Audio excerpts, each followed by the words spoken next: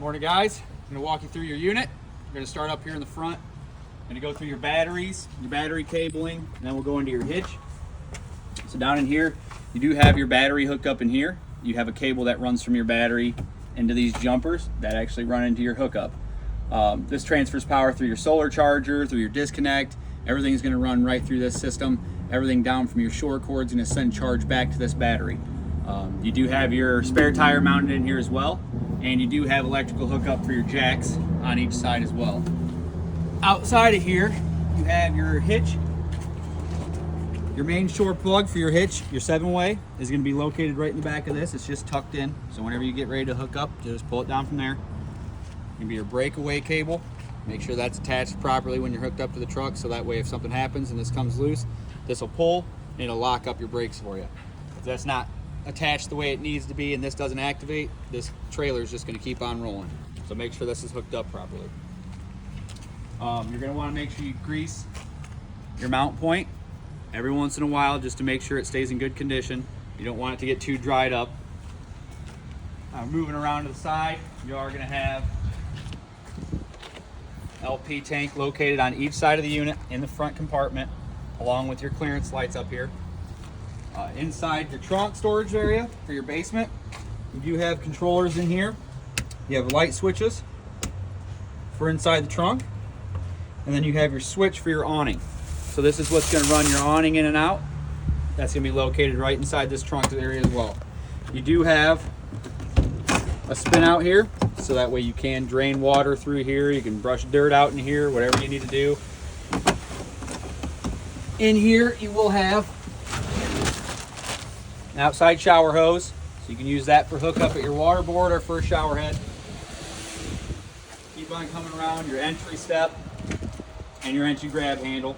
The grab handle works pretty simply. When you pull it, when you're putting it away, you're going to want to push from the bottom in and then let it set against the unit. There is a locking pin that will go through here to make sure it stays on point. When you're pulling it out, if you get caught up at all, there's a magnet that holds the back, so you're going to have to make sure you give it a little bit of a pull. Make sure it's fully extended. You can lock this into place here as well. Entry step, when you're opening and closing, it will set up inside. There is a locking lever here that holds it in place. When you're pulling it out, you just release that lock. Drop your stairs nice and slow so they don't slam to the ground. Outside kitchen area, you do have an outside griddle. Your LP hookup is mounted inside of here. The side that hooks up to the griddle is also in here. Refrigerator runs off of 110. This is not a 12-volt refrigerator, so you can't store groceries in here when you're traveling. It's not going to stay cold. You want to do that, you want to do that on the inside of the unit. Ladder going up to the roof. Don't hang out on your roof. It's not a good place to put furniture and have people up at. License plate bracket will light up when you're hooked up to the truck. Main shore plug is here. There is a light indicator that shows if you have power on your plug point. So make sure that's lit up when you plug in if you're going to use shore power. That'll make sure you have power going through the unit. Furnace location and water heater. This is going to get hot when your furnace is on. Make sure there's nobody around it. For your water heater, it's an on-demand water heater system. So you do have 2 shut-off points. So on the outside out here, there is a 12-volt switch that will activate and deactivate your water heater. If that's in the off position, you won't have any power on the inside of the unit and your controller won't work. At the end of the year when you winterize, make sure you pull your pressure relief valve so it drains all the water out of the tank, and you will want to run winterization fluid through your hot water heater as well because of the fact that it's an on-demand. It's all copper coiling. If that keeps water in there and freezes, it'll crack and then you'll have a bad water heater. Over here you have hookup for satellite and cable TV. This is going to be your main control board for your water. So when you want to fill your tanks or you want to have water just directly flowing through from a hookup, you'll make sure you have it set to which one you want. So if you want to fill your tank, you'll switch this down. That'll fill up your tank. If not, that'll run directly through the water system. You can also do a tank flush for your black tank. City fill line. So if you want to have your water just hooked up to the unit, that's where you're going to hook up at. Same thing, if you switch this over, that'll make it to where it's just filling like normal. This is going to be your winterization line. You'll hook up here whenever you want to winterize the unit. And you will want to make sure that the winterization line is on. If not, and you're going to run off the tank, make sure it's in the off position. External shower head for that shower hose I showed you a minute ago. So when you're getting ready to leave and you want to drain your tanks, or if you're staying longer and you need to drain your tanks, these are going to be your two main pull points. One for your gray, one for your black. Make sure they're fully pulled open when you're draining, and when you're not, make sure they're fully compressed, okay? You have stabilizer jack controller located here. So whenever you want to set your jacks down and you want to make sure this is leveled out, you just turn the power on to the unit, set your jacks. You can auto level or manually level. There is instructions mounted right on the side of your water board that give you the full instructions for how to do that as well. This is going to be your other propane tank, and you're going to have a manifold in here. So this is going to have a split off that runs between this tank and the other tank, and then your main line running in from your manifold underneath the unit. Behind this door is going to be your data tags. So it'll have your tags for your tires, what size they are, what air pressure they should be set at. Over here you're going to have everything from your VIN down to your gross vehicle weight, what it's going to be when it's fully loaded, what the weight is when it's fully unloaded. So make sure you're paying attention to that when you are driving. If you're leaving with the unit with plenty of stuff in there, especially if you fill the fresh tank, make sure you can actually pull it with that much weight. You do have two switches here for your docking lights, and those are the ones that are on your caps. So those switches directly control those lights. If you leave those on, they're going to stay on. They're only going to turn off if you turn them off.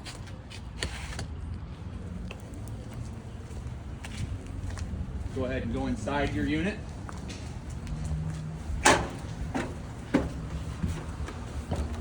So when you come in here, first thing that you're going to need to go to is going to be your monitor panel.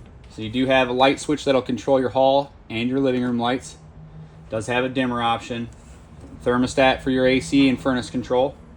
And this is going to be the main board that's going to do the majority of the work for your unit. So you have the switches for your slide rooms, in and out. It's pretty self-explanatory for how that runs. You do have an awning switch in here as well, so you don't have to run it from outside. You can run it from in here.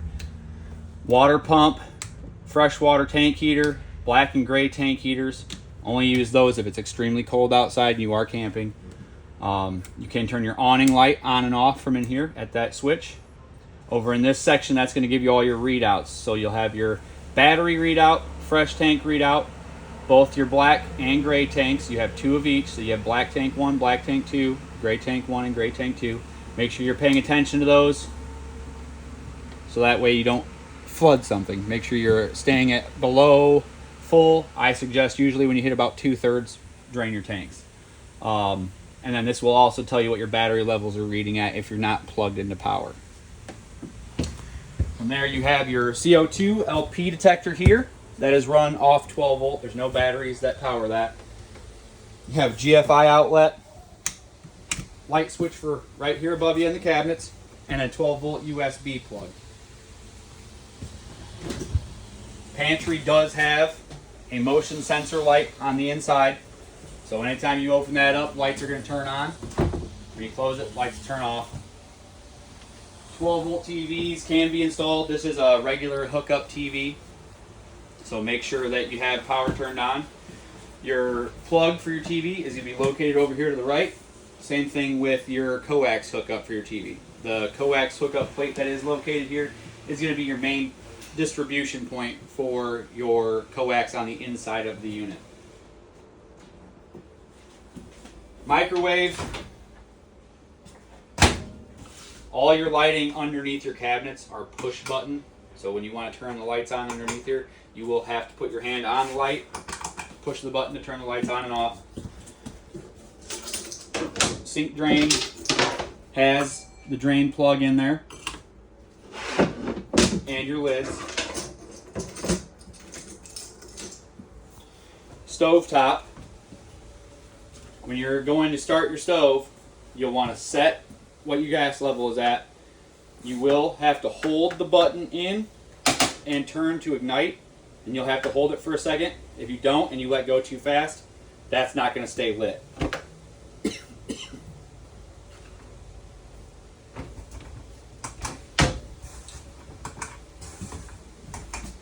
Your refrigerator, your main refrigerator runs off 12 volt.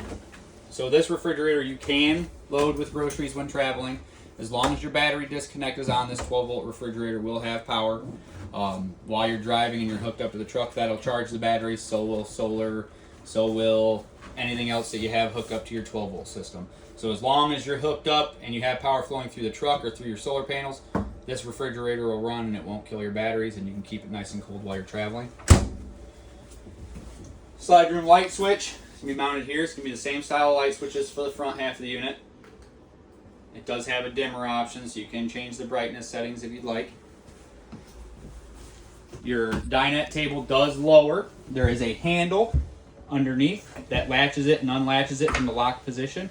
When you want to lay this down, you'll unlock it, and you can lay this flat on top of these legs, and that will turn into another bed space. When you're using it for eating, make sure it's locked, otherwise that will collapse on you while you're sitting there. Fire extinguisher, brand new and full. When you're going to turn on your AC or your furnace, you will have to hold the power button down for a second. When the light turns on the screen, then you know your system is turned on. You'll click the mode to change it to what you like. So it'll start off at cool. You can change your fan speed and your temperature from here for your AC. If you click it again, that's going to turn on your furnace, and then you would change your temperature, same as your AC. Again, we'll just turn on the ceiling fan that is inside of your AC unit. One more time is for dry, so it'll put out cold air, but it tries to keep the humidity level down. And then to turn it back off, you'll just hold it down for a couple more seconds till the screen goes black. Inside the bathroom, your door is a slider door. Make sure when you are traveling that this rope is secured, otherwise this door will get damaged. Light switch mounted on the wall. The GFI that's located in your bathroom is your main GFI. So this is going to be the control point for all your GFI outlets in your unit. So if this is off or tripped, none of your GFI outlets are going to work. For you to make sure that's working, you're going to make sure that's pressed in, and there's a little green light that turns on the left-hand side. Next to that's going to be your water heater controller. You'll tap the power button to turn it on, and you can adjust the temperature right on the screen. Make sure that you have a line open and your gas on.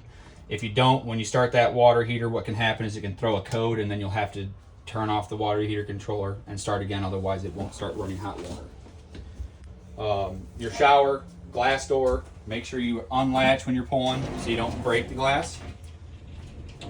And then when you're traveling, make sure that is latched. The unit is winterized, so if you tend to use it this year, you're going to have to run fresh water through everything. Make sure you get all the winterization fluid out of your system before you try to use your water. Otherwise, you're going to get antifreeze all over you. Another light switch control for your system in here. That'll run the same thing as the ones out there.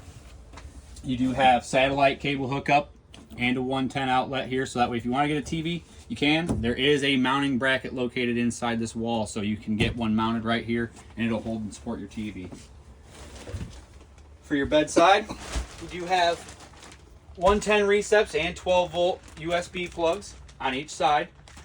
The light that's in this cabinet does not run off that switch. This one will have to be pressed by hand to make that work. The rest will run off that switch. You do have a furnace vent on the floor for heat, and then AC ducting. This unit is also equipped with wiring that's pre-wired, so that way if you want to add a second AC ever in the future, they would just remove this fan, hook up your wiring for your AC, and you can have a second AC installed. Fire exit window is here. If you want this to turn into a fire exit window and not just open and close like regular, you'll pull your two red handles and the window will flop up. Make sure that if you do open that for any reason and then you close it again, that these latches actually catch on the inside of that window, or this window can flop open while you're driving and they can shatter pretty easily.